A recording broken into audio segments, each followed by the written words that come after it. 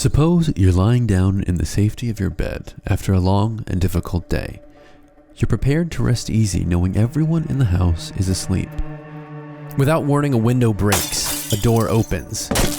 Someone's in the house. Hi, I'm Matt. Unfortunately, in any situation, I have the ability to immediately imagine the worst outcome possible. Not only am I sure this worst case scenario will happen, I know it will happen to me. In an effort to take back some control of my life, I'm doing a deep dive into the fears that plague me most.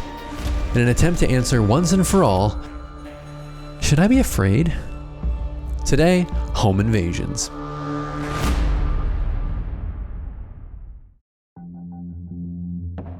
So, I'm what some people might refer to as a worry ward. I try not to be. It's definitely not very fun, but if I entertain an intrusive thought for even a second, we're off to the races, so to speak.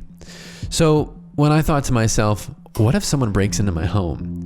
It actually went a little more like this. What if someone for some reason thinks that I have stuff worth taking and then in the middle of the night they decide to break in? There's no way someone can get that window open. Are these doors secure? What if the gate to my apartment complex malfunctions? Could I fight them? Should I fight? What if they have a gun? Should I get a gun? How do I defend myself? Well, home invasion is unfortunately a thing that does happen. Perhaps there's a way that I can arm myself with some facts and information to try and lessen my fear and do the obsessive Googling so you don't have to, because boy, you really should not. So if, like me, you've ever passionately argued the validity of any worry to anyone, you've probably heard the following 5 words. Oh, that'll never happen. To which you can politely respond, you don't know. Because it's true, they don't know. We can't act like we have any control over anything, but while almost anything can happen, it's worth it to know the chances. So let's take a look at the numbers.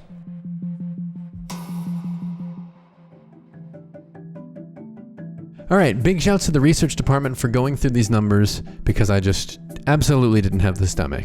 So let's take a look at the home invasion stats. So, oh boy, this is bad.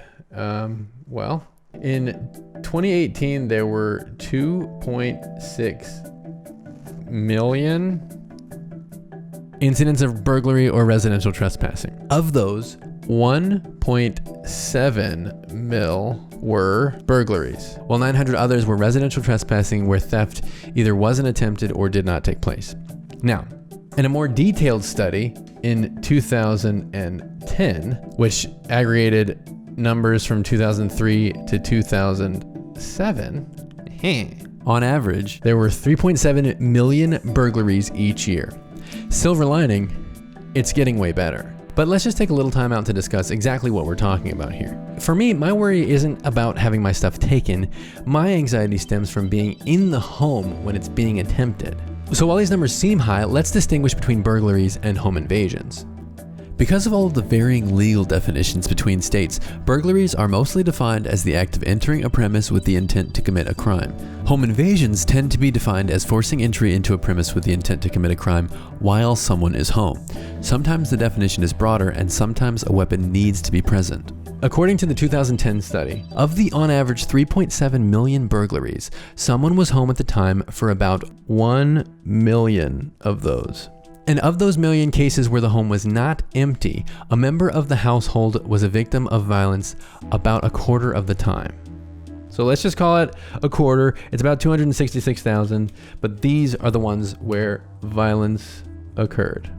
Of the non-violent home invasions, the offender was known to the victims about 30% of the time. When we talk about the 250,000 that involved violence, that number jumps to 65%. 31% being a current or former intimate partner, 34% being relatives or known acquaintances. Now, when it comes to violent burglaries committed by a stranger, about 45.5% of the times the offenders had a weapon, and it seems to be half and half between sharp objects or firearms.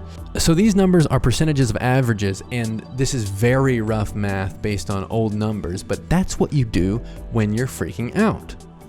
So we're getting rid of the unnecessary stuff, and we're going to talk about that number, 266,560 cases on average that end in violence. So let's say 35% of those were committed by strangers. Okay, 93,296. Okay, now if I say that my greater concern is a stranger entering my house while I'm there with a weapon, that would get this number even smaller as 45% of those times, the intruder is armed. That would mean that one of my greatest fears, according to this particular map, happens on average per year 42,450 times.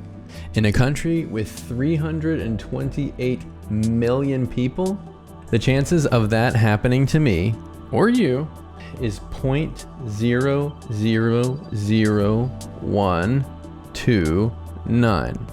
If we take that and we make that a percentage, 0.0129%.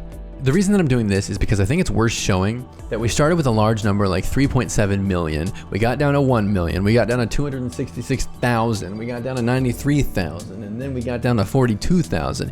That is a subset of a subset of a subset of a subset of a percentage. And I think that's really worth noting. Now, of course, the chances of a variety of different things happening along the way are higher, but the reason that I want to focus on this worst case scenario is because when I'm ruminating about things anxiously, that's what I'm focused on. Now, if we go a little bit further and say that ultimately my concern is this happening at night, that reveals some interesting data as well. According to the same study, of all the household burglaries in that data set, the majority happened from 6 a.m. to 6 p.m. during the day. When somebody was home, of course the number is higher at night, with 61.3% happening between 6 p.m. and 6 a.m., which makes absolute sense. Now, maybe those numbers made you feel better, or maybe they didn't. Regardless, taking the power away from this fear, whether it's real or imagined, requires taking steps to either mitigate the risk of this happening to you or prepare for it. So, what can we do?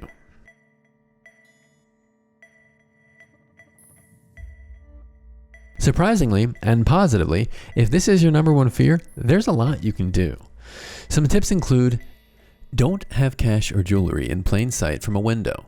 Don't tell people you don't know your day-to-day routines, and don't tell others about potential valuables in your home. Don't leave tools or ladder in your backyard, as they can be used to break in.